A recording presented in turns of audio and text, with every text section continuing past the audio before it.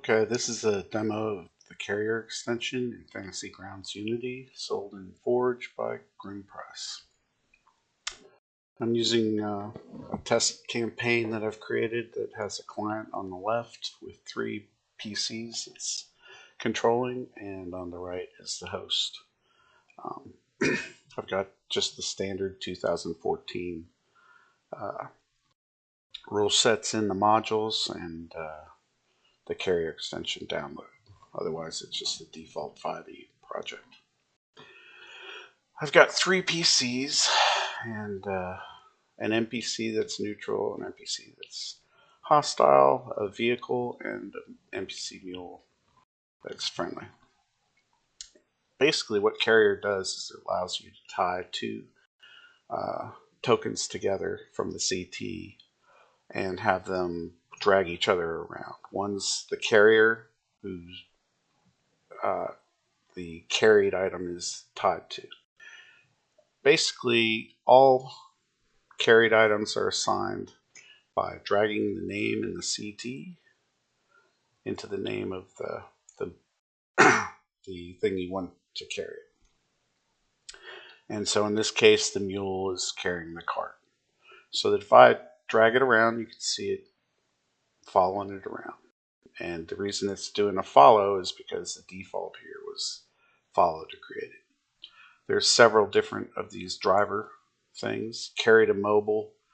Follow will just have it follow. Carry to mobile will basically have it at a fixed point, moving back and forth, where you have to hold the shift down to reposition it for where you want it to go. And carried driver is basically the same thing, except the other one can actually drive it. You know, normally if it's any of the other settings, you won't be able to pull the carried item. It won't move. And if it's repositioned by shift, it can't move except, well, it basically you don't need the shift key to move it. It's allowed to move and then it'll be repositioned. While if you had the carried follow, like I showed, it just follows. If you have the carry to mobile, like I showed, it's positioned, but you can't move it unless you hold the shift key first and then move it. And then you're just positioning it for a new position. It's also got a visibility flag. I tend to use ships in the SW5e game I have, and it has people in the ships being carried around, but I don't want them to have a turn or be seen. So pretending this is a ship, you'd hit the visibility and it would set it to skip the turn of the cart, and it's also now invisible, where you don't see it at all in the client side. And that's basically, I tend to like follow myself, which is the default. And that's basically how Carrier works. Now you can actually have multiple layers of Carrier going. I guess let me go over these other things too, besides invisibility. The lock, basically if you try and have the guy remove it, when he doesn't own it, right? You can't do it unless this is allowing him to. The carrier can always remove who he's carrying, but only if he sets this unlock can the carrier do it. The carried one do it. And another feature of this is if you're carried, you can take a trait action or pretty much anything and drag it over and have them actually run it for you. That way they can do it if they own it.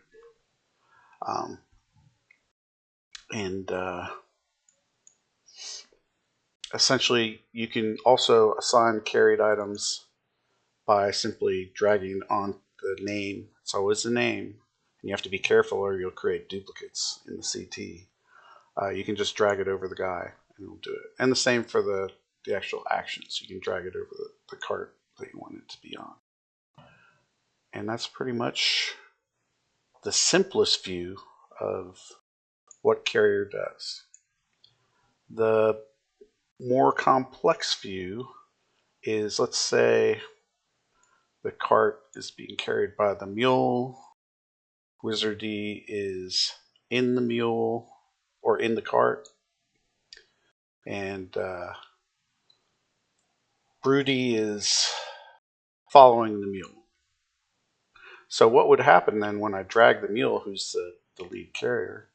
You can see everybody following as defined in their generic stuff. I've had stuff where I've created two people following one person and a line of people following each other, and I get two columns of people following. So you can do a lot of interesting stuff if you're clever about it. But if you just want the basics, right? The basics are there. You can have just dumb old. Most things that you're going to do, to be honest, is either you're going to have a vehicle where you're stuffing a bunch of people in and setting the invisibility flag so that it just skips a turn and they go around, simplifies your life of moving. Sometimes you want to impress your users, like I had a giant double column of droids led by one super droid marching through a square. That was pretty cool. And pretty much whatever you think you can do. That's the rules on how it works. Now the options that govern this, I'll get into that here. They basically have the carrier extension option, which is an all or nothing. It basically is going to wipe out all the carrier data in your database campaign and turn it off. So if I turn that off, right, none of the carrier things will work. Turn it back on, and you're back to normal carrier. Right, and as you can see, the client has access to it when he actually owns the stuff, right? So if he owns the things, he'll definitely be able to do whatever he's going to be doing. And again, depending on what rules are set here, right? Like if it's set to that, then he's just going to be at a position moving around. But if it's set to follow, which is my favorite, or driver, right, then either person can control where they go. And I've used this for grapple and all sorts of things. But that's when you actually create one of these things, when you drop something in, like drop Wizardry to Broody, he's going to go with whatever this value says he is. That's the default of what's created when you start. The default that I have delivered is carried follow, because that's what I use mostly. The display status on the map token, basically if you zoom in here and you have something carried, like this vehicle carried by the NPC, you'll see he's got a widget showing what's what and who's carrying what. And if I turn that off, it's a real-time thing. You can see the widget disappear and come back. Do not process when move. I never use it. It's for if you have some really horrible, expensive stuff going on with huge carried things that I can't imagine. You can turn this on, and then when you drag, it won't actually carry it until you drop it. Right? I never use that. It just defeats the cool purpose of it. Orient. When you orient the direction of movement, that's just by itself. Forget carrier. When you do that, then it just goes in the direction you're moving. You see how the fractional or the orientation pointer is going?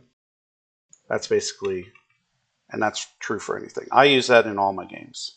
I'm too lazy to move it, and of course, when I do that, I have to have toggle grid snap off, or else FGU has round off errors that it's just bad. You don't want to mess with it. So yeah, you can see how they all follow the direction, and I always like that. And when you're dealing with directions, it's important to, when you establish these guys, I'm going to hold shift here. It's when they initially get placed, you want them pointed in the same direction if you want them to, stay in the same direction, right? As far as pointing or anything else. And remember, it's a 50 point some buffer, so that's what makes it able to, go through doors and come back and still go at it. It's actually following in the points, but it's a limited number, and that goes for everything, even when you embed things like I showed you. I always have that on. The common initiative, I usually have that on also. Basically, there's a combat group one that's just like it, that will set the initiative to the same value, right, for anything that's in a carried group. That way, when you're going through the turns, you'll be able to go to them. And if one's invisible, they just stick together. It's handy when you've got a lot of people in the same control of somebody. You just want them to show up together, especially for me if I know people are on mounts, which is most of the case in my games. When I do the sort, the mount I usually have as the invisible one and as a skip turn. Not invisible, sorry. I just set a skip turn on the mount so that it's only the players that go. But as far as the CT is concerned, I can still see it right next to him. And that's just setting the common initiative for all. Comic Groups has something similar for its groups. And it basically ensures that all these numbers are unique, which means they can get a lot higher than 20, especially if you're using combat groups, because then they can get into the hundreds because you've got a lot of undisplayed stuff in this combat tracker. These are now inits that are unique across the entire combat tracker, whether it's visible or not. So I usually do that. I'm not going to do it right now. Use carrier map tokens. That basically is always defaulted to on. And what it really means is when I actually hold, is it shift? Yeah, when I hold shift and turn, that token will rotate around. It's not so good for follow, but if you're using, get rid of this. If you're using, say, like one of these guys, right, where it's a fixed position, then you're essentially letting him move around, and he's respecting that. That's more for those than follow. Follow it, the math will go off and it'll just look weird. But yeah, that's pretty much what that is. And I think I've showed everything for Carrier.